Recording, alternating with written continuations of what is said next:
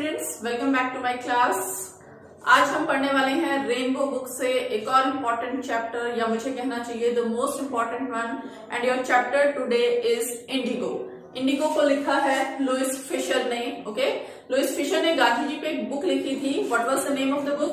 The life of Mahatma Gandhi. Okay, बहुत famous book थी और उसी बुक से एक एक्सट्रैक्ट, एक छोटा सा हिस्सा आपके लिए इस चैप्टर में प्रस्तुत किया गया है। ओके, तो देखिए लुइस फिशर जो है वो गांधी जी से मिलते हैं इन हिज आश्रम इन सेवाग्राम। सेवाग्राम सेंट्रल इंडिया में गांधी जी का आश्रम है। 1942 में लुइस फिशर गांधी जी से मिलते हैं और गांधी जी उन्हें बताते हैं कि किस तरह से गांधी जी ने 1917 में 1917 में ये डिसाइड किया कि वो क्या करेंगे, ब्रिटिशर्स को इंडिया से आउट कर देंगे। ओके, दैट मीन्स ये चैप्टर उस इम्पोर्टेंट इवेंट के बारे में आपको बता रहा है जिसने कि पूरे के पूरे इंडियन स्ट्रगल को चेंज कर दिया। भारत का जो आंदोलन था, स्वतंत्रता के लिए जो आंदोलन था, उसमें ये इवेंट बहुत इंपॉर्टेंट है। ओके, तो चलिए देखते हैं कि ये कौन सा इवेंट है जिसने गांधी जी को इतना फियरलेस बना दिया, जिसने इंडियंस को इतना फियरलेस बना दिया कि उन्होंने क्या किया, इंग्लिश जो मैन जो थे, जो ब्रिटिशर्स थे, उनकी पावर को चैलेंज कर दिया। ओके, तो गांधी जी स्टार्ट करते हैं अपनी स्टोरी कि 1917 में क्या हुआ। देखिए 1917 में वो स्टार्ट करते हैं, कैसे घटना शुरू हुई कि दिसंबर 1916 की बात है। ओके, एनुअल कन्वेंशन था, वार्षिक सम्मेलन। ठीक है, किसका सम्मेलन था? Indian national Congress. कांग्रेस का हर साल आज भी सम्मेलन होता है दिसंबर के एंड में। ओके, तो दिसंबर के एंड में कांग्रेस पार्टी का सम्मेलन था और सम्मेलन कहां पर था? ये सम्मेलन लखनऊ में। ओके, देखिए सारे क्वेश्चन नोट्स के रूप में है, आप इन्हें साथ साथ याद करते जाएं। ओके, और इस सम्मेलन में भाग लेने के लिए 2301 डेलीगेट्स, प्रत्याशी आए थे, यानी अच्छे पॉलिटिकल इन्फ्लुएंस वाले राजनेता जो थे वो आए थे। बहुत सारे विजिटर्स यहाँ पर आए थे।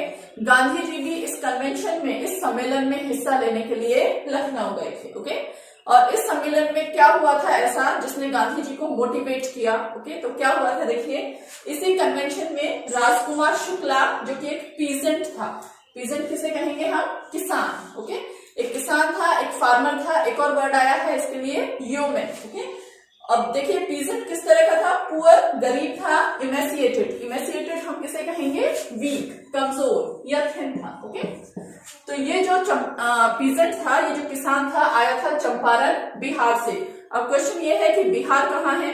ओके, तो चंपारण कहाँ है? तो चंपारण कहाँ है? देखिए foot hills of the Himalayas, Himalayas की तलहटी में है, नियर नेपाल, नेपाल के पास बिहार में। ओके, तो ये जो ये जो पीजेंट आया था राजकुमार शुक्ला, ये आया था वहां पर एक कंप्लेन को लेकर, एक समस्या को लेकर, और किसी ने इसे कह दिया था go and talk to Gandhi, कि तुम जाकर गांधी से बात करो, तुम्हारी प्रॉब्लम सॉल्व हो जाएगी। Okay, so he came and met Gandhi, इसलिए वो आता है और गांधी से मिलता है। ओके, क्या कंप्लेन थी उसकी? देखिए ही केम देयर, वो वहां पर आया to complain about injustice system. Okay, कि वहां इनजस्टिस हो रहा था। इनजस्टिस हम किसे कहेंगे? अन्याय। ओके, वो अन्याय की कंप्लेन करने आया था। अन्याय कहां से आया था? वो चंपारण से। अन्याय कहां पर हो रहा था? चंपारण, बिहार में। और ये इनजस्टिस कौन कर रहे थे? लैंडलॉर्ड जो वहां पर थे, वहां के जो लैंडलॉर्ड थे, जो जमीन जिसके पास थी, तो लैंडलॉर्ड सिस्टम जो था उसकी कंप्लेन करने के लिए यह वहां पर आया था। और अन्याय किसके साथ हो रहा था? देखिए शेयर क्रॉपर्स के साथ। शेयर क्रॉपर कौन होते हैं? वो किसान जो कि बटाई पे खेती करते हैं, या वो किसान जो कि किसी जमीन पे फसल उगाते हैं और रेंट के रूप में, किराए के रूप में उस फसल का कुछ हिस्सा लैंडलॉर्ड्स को दे देते हैं। ठीक है, तो इसी लैंडलॉर्ड सिस्टम की कंप्लेन करने के लिए वो यहाँ पर आया था। ओके, सो राजकुमार शुक्ला के बारे में एक बात कही गई है। क्या कहा गया है? देखिए पहले तो आपको बताया कैसा है, पुअर, गरीब है, कमजोर है, लेकिन साथ ही साथ बताया गया है वो इलिटरेट तो था, अशिक्षित तो था, लेकिन रेजोल्यूट था, दृढ़ निश्चयी था। उसने जो सोच लिया था वो काम उसे निश्चित रूप से करना था। तो उसे रेजोल्यूट क्यों कहा गया है? देखिए वो आया था गांधी से मिलने और उसने गांधी को अपनी प्रॉब्लम बताई और कहा गांधी जी आप प्लीज हमारे साथ चलिए चंपारण में और हमारी जो प्रॉब्लम है इसे सॉल्व करने की कोशिश कीजिए। बट गांधी जी ना तो उसे अच्छे से जानते थे ना उसकी प्रॉब्लम को, तो गांधी ने उसे कहा दैट ही इज बिजी, मैं बिजी हूँ, आई हैव एन अपॉइंटमेंट, मेरी एक दूसरी जगह अपॉइंटमेंट है, कानपुर मुझे जाना है। उन्होंने बताया और बहुत सारी जगह मुझे जाना है। Okay, so what happens, this peasant, ये जो किसान है राजकुमार शुक्ला, फॉलोअर्स गांधी एवरीवेयर, हर जगह गांधी जी का पीछा करता है।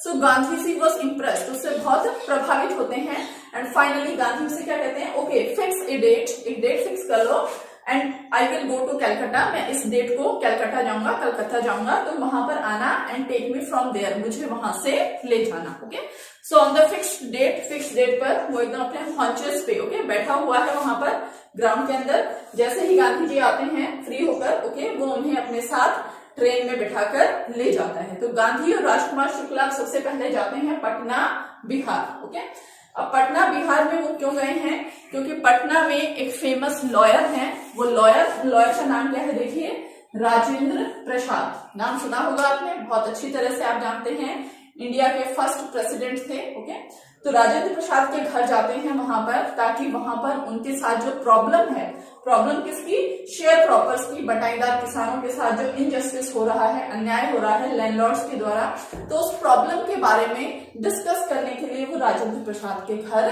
जाते हैं। बट राजेंद्र प्रसाद चूंकि वहां पर है नहीं, तो राजेंद्र प्रसाद के जो सर्वेंट्स हैं वो वहां थे।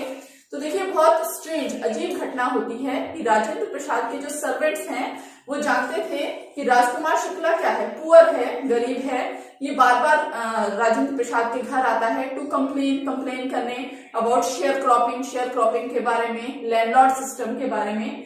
सो व्हाट दे थॉट, उन्हें क्या लगा दैट ओके दिस मैन, कि उनके साथ जो व्यक्ति है Gandhi, he must also be poor, वो भी गरीब होगा। Okay, so how do they behave with them, वो किस तरह से बिहेव करते हैं उनके साथ, they treat them as untouchable, उन्हें अनटचेबल यानी छुआछूत का व्यवहार उनके साथ करते हैं, उन्हें नीची जाति का मानते हैं, यहाँ तक कि उन्हें वहां पर वेल में से, कुएं में से पानी निकालने की परमिशन भी नहीं देते। तो बहुत स्ट्रेंज सी घटना है यहाँ पर। ओके, सो राजेंद्र प्रसाद चूंकि वहां पर है नहीं, उनकी बात नहीं बनती, सो गांधी जी डिसाइड करते हैं that now he will go to Muzaffarpur, या वो कहां पर जाएंगे, मुजफ्फरपुर में। अब मुजफ्फरपुर क्यों जा रहे हैं, क्योंकि उन्हें फाइनली तो कहां जाना है, चंपारण, तो चंपारण के ही एन रूट रास्ते पर एक जगह है मुजफ्फरपुर, तो मुजफ्फरपुर जा रहे हैं so that he can get more information, complete information, उन्हें ज्यादा से ज्यादा जानकारी मिल सके। कौन से केस के बारे में, अबाउट शेयर क्रॉपिंग के बारे में ज्यादा से ज्यादा जानकारी मिल सके। ठीक है, तो वहां पहुंचने से पहले वो क्या करते हैं, उनके एक दोस्त हैं जेबी कृपलानी, उनको एक वायर तार भेजते हैं। ओके, उन्हें मैसेज करते हैं कि हम वहां पर आ रहे हैं। So when they reaches the station, जैसे वो स्टेशन पहुंचते हैं, व्हाट हैपेंस, कृपलानी बहुत सारे स्टूडेंट्स के साथ, कृपलानी क्या थे, प्रोफेसर थे कॉलेज में, बहुत सारे स्टूडेंट्स के साथ वहां पर आ जाते हैं। ओके, और जैसे ही वो कृपलानी के वहां पहुंचते हैं, वो मुजफ्फरपुर में ही रहना स्टार्ट कर देते हैं। अब मुजफ्फरपुर में वो किसके घर रहे हैं, प्रोफेसर मलकानी। ओके, एक और कैरेक्टर है, इनके घर स्टे करते हैं ताकि ज्यादा से ज्यादा इंफॉर्मेशन ये इकट्ठी कर सके। सो आगे क्या होता है कि गांधी जी मुजफ्फरपुर पहुंच चुके हैं, कि गांधी जी का एडवेंट यानी पहुंच चुके हैं, और उनका मिशन क्या है, वो किस उद्देश्य को लेकर आए हैं, ये जो न्यूज थी ये स्प्रेड हो गई, फैल गई बहुत जल्दी ही चंपारण तक। Okay, and what happens that share croppers, कि जितने भी शेयर क्रॉपर्स थे, जितने भी पीजेंट्स थे, किसान थे, वो सभी अराइव होने लगे चंपारण में, मुजफ्फरपुर में पहुंचने लगे, सिर्फ ये देखने के लिए that who is there champion, कि कौन व्यक्ति है, कौन ऐसा चैंपियन है जो कि उनके लिए लड़ना चाहता है, उनके लिए काम करना चाहता है। ओके, तो देखिए मुजफ्फरपुर आते ही गांधी जी ने अपना काम स्टार्ट कर दिया। उन्होंने सबसे पहले क्या किया, ही कॉल्ड लॉयर्स, उन्होंने जितने भी लॉयर्स थे, जितने भी वकील थे जो कि उन केसेस को देख रहे थे जो शेयर क्रॉपिंग से रिलेटेड थे, जो कि किसानों के लिए लड़ रहे थे, उन सभी को बुलाया। ओके, उनसे पूछताछ की, और साथ ही गांधी जी को पता लगा कि जो लॉयर्स हैं वो क्या कर रहे हैं, बिग फीस ले रहे हैं, बहुत बड़ी फीस ले रहे हैं फ्रॉम द पीजेंट्स, किसानों से। तो सबसे पहले गांधी जी ने क्या किया कि चाइड करना यानी डांटना, स्कोल्डेड। ओके, उन्होंने उन सभी लॉयर्स को स्कोल्ड किया कि आप इतनी बड़ी फीस ले रहे हो शेयर प्रॉपर से, इंडियंस होकर आप इंडियंस से फीस वसूल कर रहे हो। ओके, तो गांधी जी ने डिसाइड किया कि सिर्फ लॉ कोर्ट्स जाने से कुछ नहीं होगा, अदालत जाने से कुछ नहीं होगा। तो उन्होंने क्या कहा, stop going to law courts, law courts जाना बंद कर दीजिए। क्यों, क्योंकि जो किसान थे वो क्या थे, क्रस्ट थे, दबे कुचले थे, फियर स्ट्रिकन थे, बहुत ज्यादा डर से भरे हुए थे। उन्हें न्यायालय में किसी भी तरह का जस्टिस मिलने की कोई संभावना नहीं थी। तो गांधी जी ने क्या कहा कि इन पीजेंट्स के लिए सबसे अच्छी बात क्या होगी कि इन्हें क्या किया जाएगा, फ्रीडम फ्रॉम फियर, डर से आजादी दिला दी जाए। ओके, अब देखिए चंपारण में कंडीशन क्या थी कि चंपारण जो था उसकी ज्यादातर एरेबल हम किसे कहेंगे, कृषि योग्य, कि चंपारण की ज्यादातर जो कृषि योग्य भूमि थी उसके जो ऑनर थे, मालिक कौन बने बैठे थे, इंग्लिशमैन, अंग्रेज। ओके, और वहां पर टीनेंट के रूप में, किराएदार के रूप में या बटाईदार के रूप में खेती कौन कर रहे थे, इंडियंस। ओके, तो ये लोग क्या करते थे, अपनी खेती से उन्हें रेंट के रूप में फसल देते थे, किराए के रूप में इंग्लिशमैन को फसल देते थे। अब इंग्लिशमैन देखिए क्या करते थे, कॉमर्शियल क्रॉप के रूप में, कॉमर्शियल हम किसे कहेंगे, वाणिज्यिक फसल, यानी वो फसल जो आपको बहुत ज्यादा पैसा देती है, जिससे आपको बहुत ज्यादा फायदा होता है। तो कॉमर्शियल क्रॉप के रूप में इंडिगो यानी नील की खेती इंडियंस से करवाते थे। ओके, वो इंडियंस को बाध्य कर देते थे कि आपकी जमीन का एक फिक्स हिस्सा कितना होना चाहिए, या तो 15% या 320, 3/20 हिस्सा आपको किसका उगाना है, इंडिगो का। ओके, और आपको क्या करनी है, ये पूरी की पूरी जो फसल है सरेंडर कर देनी है, सौंप देनी है रेंट के रूप में। ओके, किराए के रूप में आपको पूरी की पूरी फसल किसको दे देनी है, इंग्लिशमैन को।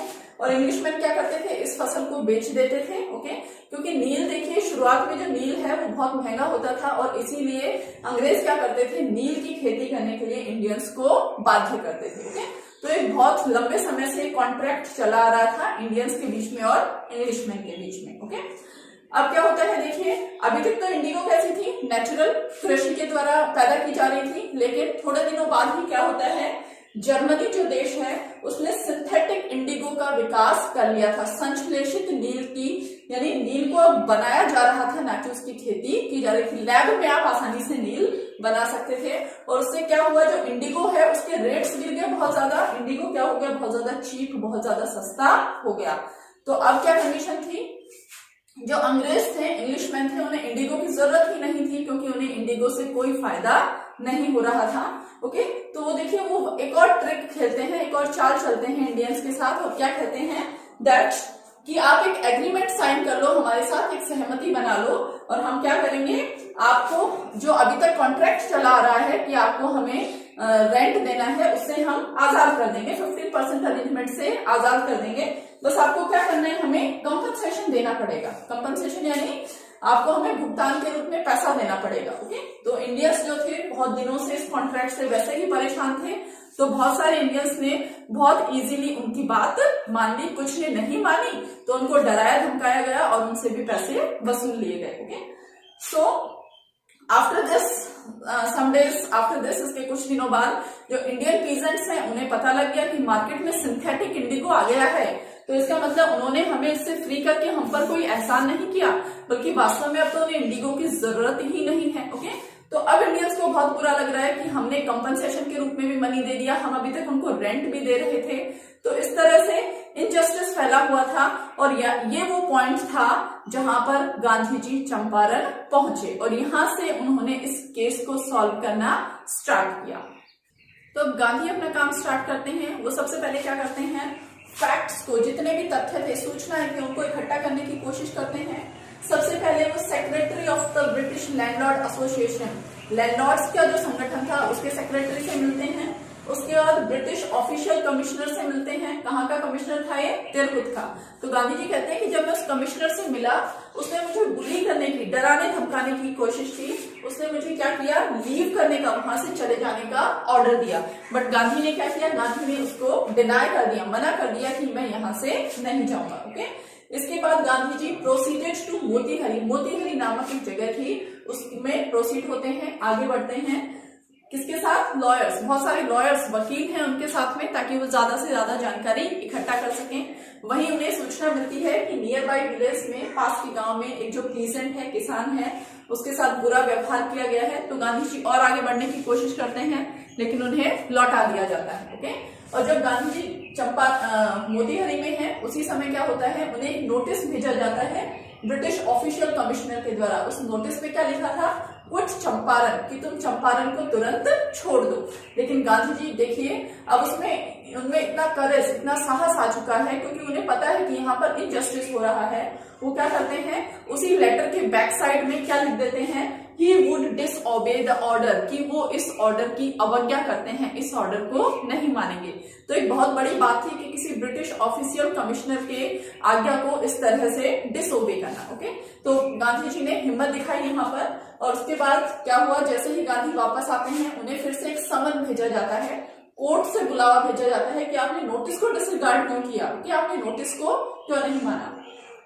तो देखिए गांधी क्या करते हैं, पूरी रात अवेक रहते हैं, जागे रहते हैं, राजेंद्र प्रसाद को वायर करते हैं और बहुत सारे जो लॉयर्स हैं उनको मैसेज करते हैं। और उसके बाद जब वो सुबह कोर्ट पहुंचते हैं तो क्या देखते हैं, that morning time Motihari was black with peasant. Motihari का जो टाउन था पूरा का पूरा काला हो चुका था। क्यों? क्योंकि वहां पर सिर्फ कौन दिखाई दे रहे थे, पीजेंट्स, किसानों के सिर दिखाई दे रहे थे। इतनी बड़ी क्राउड आ गई थी वहां पर कि पूरा जो टाउन है एकदम ब्लैक हो गया था। तो जो पीजेंट्स थे वो नहीं जानते थे कि गांधी इससे पहले साउथ अफ्रीका में भी एक मूवमेंट, आंदोलन कर चुके हैं। पीजेंट्स तो वहां पर सिर्फ क्यों आए थे, गांधी को सपोर्ट करने के लिए, क्योंकि गांधी उनकी हेल्प कर रहे थे।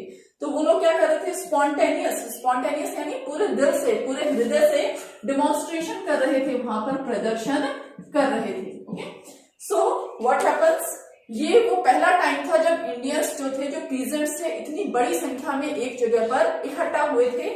ये वो टाइम था जब पहली बार इंडियन पीजेंट्स ने इतनी हिम्मत दिखाई थी। तो ये वो पॉइंट था जो कि बिगिनिंग थी, शुरुआत थी of liberation from fear of British. जब ब्रिटिश लोगों के फियर से, डर से इंडियंस ने लिबरेशन, स्वतंत्रता पाना स्टार्ट कर दिया। ओके, सो अब इतनी सारी भीड़ है तो क्या हुआ, ब्रिटिश के जो ऑफिशियल्स हैं, ब्रिटिश के जितने भी ऑफिसर्स हैं वो एकदम डर जाते हैं कि अरे इतनी सारी भीड़, सब लोग एकदम पावरलेस हो जाते हैं। और अब उन्हें गांधी जी के कॉपरेशन यानी सहायता, अब उन्हें गांधी की सहायता की आवश्यकता थी कि गांधी जी प्लीज हमारी हेल्प करिए और इतनी सारी जो क्राउड, जो भीड़ आ गई है, आप उसको रेगुलेट करने में, उसको नियंत्रित करने में हमारी मदद कीजिए। ओके, तो इस तरह से गांधी ने क्या किया था, जो ब्रिटिश ऑफिशियल्स थे उनको एक कॉन्क्रीट प्रूफ दे दिया था, उनको एक सबूत, एक ठोस सबूत दे दिया था। क्या सबूत था, कि उनकी जो माइट है, माइट यानी शक्ति, उनकी जो ताकत है वो क्या थी, अभी तक जो ब्रिटिश थे उनकी ताकत कैसी मानी जा रही थी, ड्रेडेड, भयानक, अनक्वेश्चन, कोई उस पर सवाल नहीं कर सकता था। लेकिन गांधी ने उन्हें सबूत दे दिया था कि आपकी जो ताकत है, जो माइट है, उसको इंडियंस चैलेंज कर सकते हैं, यानी इंडियंस क्या कर सकते हैं, उस ताकत को कभी भी समाप्त कर सकते हैं। सो अब इतनी सारी भीड़ को देखकर जब सभी लोग डर जाते हैं तो जो मैजिस्ट्रेट था, जो जज था, उसने क्या किया, पहले तो ट्रायल को 2 घंटे के लिए पोस्टपोन कर दिया कि 2 घंटे बाद हम दोबारा सुनवाई करेंगे। गांधी जी ने विरोध किया तो बहुत देर तक जब ट्रायल चला तो मैजिस्ट्रेट क्या करता है कि मैजिस्ट्रेट ये बताता है कि मैं अपना निर्णय कुछ दिनों बाद सुनाऊंगा। इतने दिन तक वो गांधी जी को फ्री कर देता है कि आप बिना किसी बेल के, ठीक है, बिना जमानत के आप क्या कर सकते हैं, बाहर फ्री होकर घूम सकते हैं। तो ये एक और उदाहरण था ये दिखाने का कि गांधी जी अपने काम में सफल हो रहे थे, क्योंकि ये पहली बार ऐसा हुआ था जब ब्रिटिश गवर्नमेंट ने इतनी बड़े काम होने के बावजूद किसी व्यक्ति को बिना किसी बेल के, बिना किसी पनिशमेंट के फ्री कर दिया। सो अब गांधी जी जेल से बाहर आ चुके हैं और जितने भी लॉयर्स हैं उनको बुलाते हैं और उनके साथ कन्फर करते हैं। कन्फर करना यानी विचार विमर्श करते हैं उनके साथ। गांधी जी पूछते हैं कि क्या होगा अगर मुझे वापस जेल पे भेज दिया जाए, मुझे सिर्फ थोड़े दिन के लिए तो फ्री किया है। तो लॉयर्स क्या कहते हैं कि अगर आप ही जेल चले जाएंगे तो हम क्या करेंगे, हम अपने घर लौट जाएंगे क्योंकि हम तो आपकी हेल्प करने आए हैं। फिर गांधी क्वेश्चन करते हैं कि अगर आप घर लौट गए तो किसानों को जो इनजस्टिस हो रहा है उनके साथ, उनका क्या होगा। ओके, तो ये सब सुनकर जो राजेंद्र प्रसाद, बृजकिशोर बाबू और जितने भी लॉयर्स हैं वो अलग चले जाते हैं, डिस्कशन करते हैं, कंसल्ट करते हैं।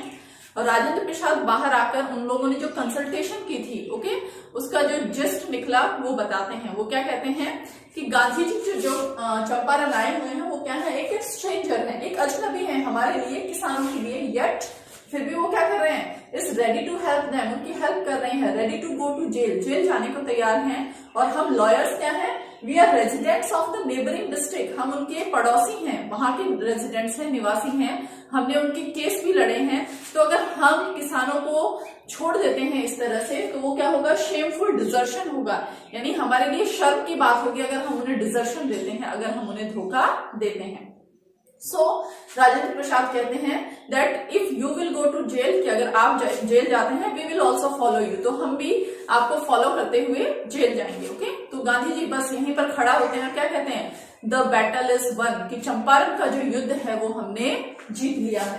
क्यों जीत लिया है युद्ध? क्योंकि सिर्फ गांधी ही नहीं, गांधी के साथ जितने लॉयर्स हैं सब जेल जाने को तैयार हैं। इसका मतलब सभी में जो करेज है, जो साहस है वो आ चुका है, सभी के अंदर जो फियर था ब्रिटिश गवर्नमेंट के लिए वो पूरी तरह समाप्त हो चुका है। ओके, सो बट थोड़े ही दिन बाद क्या होता है, गांधी जी को जेल नहीं भेजा जाता। गांधी जी के ऊपर जो केस लगा हुआ था, ठीक है, कि उन्होंने डिसओबे किया है, अवज्ञा की है, वो केस ड्रॉप हो जाता है और गांधी जी को फ्री छोड़ दिया जाता है। ओके, तो अब गांधी जी वापस किस पे आते हैं, चंपारण पे। ओके, चंपारण में अपना काम स्टार्ट करते हैं। तो वो क्या करते हैं, बहुत सारे लॉयर्स को लेते हैं और उन लॉयर्स के साथ इंक्वायरी स्टार्ट करते हैं, जांच पड़ताल इकट्ठा करते हैं।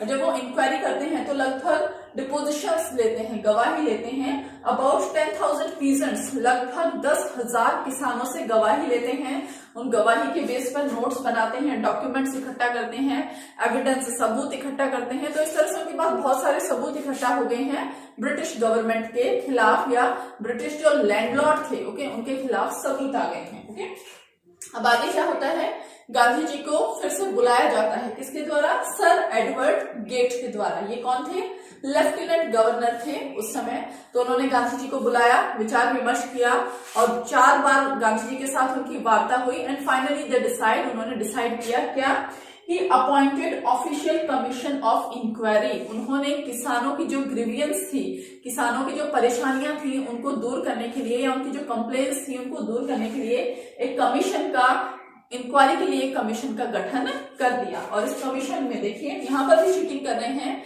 इंग्लिश क्या है, इस कमीशन के मेंबर्स, सदस्य के रूप में कौन कौन है, लैंडलॉर्ड्स, लैंडलॉर्ड्स यानी जमीन के जो मालिक थे, जो इंग्लिशमैन थे, वो इसके सदस्य हैं। गवर्नमेंट के ऑफिशियल जो खुद अंग्रेज हैं वो भी इसके सदस्य हैं। और सिर्फ एक मेंबर जो था इंडियन था, वो कौन था, गांधी जी। और गांधी जी क्या कर रहे थे, किसको रिप्रेजेंट कर रहे थे, किसके प्रतिनिधि के रूप में थे वहां, as a representative of farmers. Okay, तो इस कमीशन में बाकी सभी अंग्रेज हैं, सिर्फ और सिर्फ गांधी जी हैं जो इंडियन हैं, जो किसानों की तरफ से अपना पक्ष प्रस्तुत कर रहे हैं। ओके, बट चूंकि गांधी जी के पास पहले ही बहुत सारे एविडेंस थे, तो जब इस कमीशन ने अपनी इंक्वायरी स्टार्ट की तो माउंटेन ऑफ एविडेंस, यानी पहाड़ के जितने, यानी बहुत सारे एविडेंस, बहुत सारे सबूत इकट्ठा हो गए, किसके खिलाफ, ब्रिटिश लैंडलॉर्ड्स के खिलाफ, जो बड़े बड़े प्लांटर्स थे, ठीक है, उनके खिलाफ, उन लैंडलॉर्ड्स के खिलाफ बहुत सारे सबूत इकट्ठा हो गए। अब क्या होता है, लैंडलॉर्ड्स जो हैं वो डर जाते हैं। ओके, और वो क्या कहते हैं, ओके वी एग्री, हम राजी हो गए और हम क्या करेंगे कि आपसे हमने जो कंपनसेशन वसूल लिया था, किसानों से जो पैसा हमने वसूल लिया था गलत तरीके से, हम क्या करेंगे, उस पैसे को रिफंड कर देंगे, उसे वापस लौटा देंगे। Okay, okay, now question is कि कितना रिफंड वापस लौटाया जाए। अब प्लांटर्स का क्या कहना है, जो लैंडलॉर्ड्स उनका क्या कहना है कि हम पूरा का पूरा अमाउंट रिफंड नहीं कर सकते। तो गांधी जी उनसे डिमांड करते हैं कितना, 50%। अब इतने बड़े मनी का सिर्फ 50% डिमांड कर रहे हैं। ओके, तो प्लांटर्स फिर आपस में डिस्कस करते हैं, वो क्या कहते हैं कि no, we will give only 25%। वो ऑफर करते हैं कि क्या हम सिर्फ 25% लौटा दें। ओके, अब 25% देखिए उस मनी का बहुत छोटा सा हिस्सा है। ओके, तो गांधी जी लेकिन क्या करते हैं, बिल्कुल मना नहीं करते, एग्री हो जाते हैं, सहमत हो जाते हैं। अब सब बड़े सरप्राइज हैं कि इससे किसानों को क्या फायदा हुआ कि सिर्फ इतना पैसा उन्होंने दिया, सिर्फ 25% उन्हें रिफंड मिल रहा है। ओके, तो यहाँ पर आके गांधी जी क्या कहते हैं, that refund is not important, refund का जो पैसा है वो हमारे लिए इम्पोर्टेंट नहीं है। इम्पोर्टेंट क्या है हमारे लिए, दैट लैंडलॉर्ड्स सरेंडर्ड मनी, कि जो लैंडलॉर्ड्स हैं, जो इंग्लिशमैन हैं, उन्होंने अपना पैसा हमारे सामने सरेंडर कर दिया है। और सिर्फ पैसा ही नहीं, उनकी जो प्रेस्टीज है, उनका जो सम्मान है, वो भी उन्होंने हमें सौंप दिया है। ओके, तो ये पैसा है जो, ये इस चीज का प्रतीक है कि इंडियंस में करेज आ गया है। ओके, पैसे की मात्रा कितनी है वो इम्पोर्टेंट नहीं है, बल्कि उस पैसे का मूल्य क्या है वो इम्पोर्टेंट है। ओके, सो और वो क्या कहते हैं कि ये जो पैसा है जो हमें मिला है, इससे पीजेंट्स ने, इंडिया के जो किसान हैं, उन्होंने क्या सीखा कि उनके राइट्स हैं, उनके अधिकार हैं, उनके डिफेंडर्स हैं, उनके अधिकारों की रक्षा करने वाले लोग भी हैं, एंड करेज। और साथ ही साथ किसानों ने ये सीख लिया कि किस तरह से आप अपने अंदर करेज पैदा करें, किस तरह से अपने अंदर साहस पैदा करें। ओके, तो गांधी जी क्या चाहते थे कि ये जो फैसला हुआ है ये शॉर्ट टर्म के लिए इंपॉर्टेंट नहीं है, ये फैसला कैसा है, लॉन्ग टर्म के लिए इंपॉर्टेंट है। और गांधी जी का डिसीजन एकदम सही रहा। शॉर्ट टर्म के लिए क्या हुआ, किसानों को 25% रिफंड भी मिल गया, लेकिन लॉन्ग टर्म में क्या हुआ, कुछ ही समय के बाद जो ब्रिटिश प्लांटर्स थे या ब्रिटिश लैंडलॉर्ड्स थे, उन्होंने जो एस्टेट, जो जमीनें थी वो छोड़ दी, किसानों को जो उनकी जमीनें हैं वो वापस मिल गई, और क्या हुआ, जो इंडिगो की शेयर क्रॉपिंग थी वो पूरी तरह से डिसअपियर हो गई, किसानों ने कर्ज सीख लिया। सो ये इंसिडेंट प्रूव करता है कि गांधी जी ने पॉलिटिकल और इकोनॉमिकल रूप से दोनों ही तरह से चंपारण के लिए बहुत कुछ किया, लेकिन गांधी जी कभी भी सिर्फ पॉलिटिकल और इकोनॉमिक रूप से अपने आप को सेटिस्फाई नहीं कर पाते थे। वो साथ ही साथ वहां की कल्चर, संस्कृति और सोशल बैकवर्डनेस जो थी, सामाजिक रूप से वहां के लोग जो पिछड़े हुए थे, उनके लिए काम करना चाहते थे। तो गांधी जी ने चंपारण में बहुत सारे काम ऐसे किए जिससे चंपारण के लोगों का लाइफस्टाइल, जो जीवन स्तर है, वो ऊंचा उठा। क्या क्या किया उन्होंने, देखिए, सबसे पहले उन्होंने वहां पर टीचर्स अपॉइंट किए, एजुकेशन को बढ़ावा देने के लिए। उनके जो 2 डिस्पाइल्स थे, शिष्य थे, महादेव देसाई, नरहरि पारिक, उन्हें बुलाया, और भी देश के अलग अलग कोनों से बहुत सारे टीचर्स को बुलाया, ताकि वो क्या कर सके, वहां पर लोगों को एजुकेशन प्रोवाइड कर सकें। साथ ही साथ देवदास, जो कि गांधी जी के यंगेस्ट सन थे, सबसे छोटे बेटे थे, उन्हें भी उन्होंने बुलाया चंपारण में, ताकि वो उनकी हेल्प कर सकें।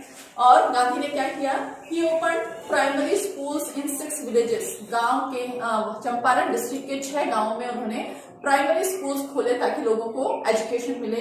गांधी जी की जो वाइफ थी कस्तूरबा गांधी, वो भी वहां पर आ गई, और वो क्या करती थी, वहां की जो लेडीज थी, औरतें थी, उन्हें पर्सनल क्लीनलीनेस, ओके, अपनी साफ सफाई कैसे रखें, कम्युनिटी में सैनिटेशन कैसे रखें, आपके समाज में, समुदाय में स्वच्छता कैसे बनाए रखें, ये सारी चीजें वो लोगों को बताती थी। ओके, साथ ही साथ गांधी जी ने जो हेल्थ से रिलेटेड चीजें थी, स्वास्थ्य से रिलेटेड, उन पर काम किया। लोगों के लिए 3 तरह की मेडिसिन, 3 तरह की दवाइयां उपलब्ध करवाई। अब 3 दवाइयां कौन कौन से कॉम्बिनेशन में थी, देखिए, कैस्टर ऑयल और क्विनेन। ओके, तो वो क्या क्या देते थे, किसी को अगर कोटिंग टंग हो जाती थी, जीभ पे अगर कोटिंग आ जाती थी, उसे कैस्टर ऑयल देते थे। ओके, मलेरिया किसी को हुआ तो उसे क्विनेन प्लस कैस्टर ऑयल दे देते थे। किसी को स्किन इरप्शंस हुए हैं, स्किन से संबंधित कोई प्रॉब्लम हुई है, तो उसे ऑइंटमेंट, मलहम और कैस्टर ऑयल दे दिया जाता था। यानी उन्होंने लोगों की हेल्थ के ऊपर भी काम किया। And most important thing, Gandhi ji जो है सेल्फ रिलायंस में, आत्मनिर्भरता में, हर काम को खुद करने में विश्वास रखते थे, साफ सफाई में विश्वास रखते थे। तो गांधी जी जिस समय चंपारण में थे, तो उन्होंने अपने आश्रम पे भी डिस्टेंट वॉच रखी, यानी दूर से अपने आश्रम की सभी गतिविधियों का कंट्रोल किया। उन्होंने एक लेटर लिखा अपने आश्रम में कि आप क्या करें, जो पुराने लेट्रिन के ट्रेंचेस हैं, जो गड्ढे हैं, उन्हें आप भर दें, नए गड्ढे खोद लें, क्योंकि पुराने जमाने में लेट्रिन तो बना नहीं करती थी। इसका मतलब गांधी जी जहां भी रहते थे, वो अपने आश्रम का भी पूरा ध्यान रखते थे, वहां की साफ सफाई का। ओके, तो ये सारी चीजें प्रूव कर रही हैं कि गांधी जी सिर्फ इकोनॉमिक या पॉलिटिकल चीजों को बढ़ावा नहीं देते थे, बल्कि संस्कृति और सामाजिक रूप से भी लोगों को आगे ले जाने का प्रयास करते थे। ओके, तो ये सारी चीजें हमें बता रही हैं गांधी जी के काम करने के कौन कौन से तरीके हैं। ओके, यहाँ पर चैप्टर खत्म होता है। ये चैप्टर हमें क्या शिक्षा दे रहा है, गांधी क्या कह रहे हैं, British could not order me about in my own country. Gandhi कहते हैं कि ब्रिटिश मुझे मेरे ही देश में आज्ञा नहीं दे सकते। ये बात मैंने ब्रिटिश लोगों को सिद्ध कर दी थी। तो इस चैप्टर से हमें 2 शिक्षाएं मिलती हैं। पहली शिक्षा कौन सी है, फ्रीडम फ्रॉम फियर, की डर से आजादी। ओके, और सेकंड शिक्षा जो चैप्टर के एंड में है, वो क्या है, सेल्फ रिलायंस, कि हमें आत्मनिर्भर बनना चाहिए, चाहे वो सफाई हो, चाहे स्वास्थ्य हो, चाहे शिक्षा हो, हर चीज में अपने ऊपर निर्भर रहना चाहिए। तो यहीं पर आज हम क्लोज करते हैं the chapter Indigo. I know थोड़ा सा लॉन्ग हो गया है, but it's okay. We will be meeting in the next class. Also, if you like my classes, don't forget to like, share and subscribe. Thank you.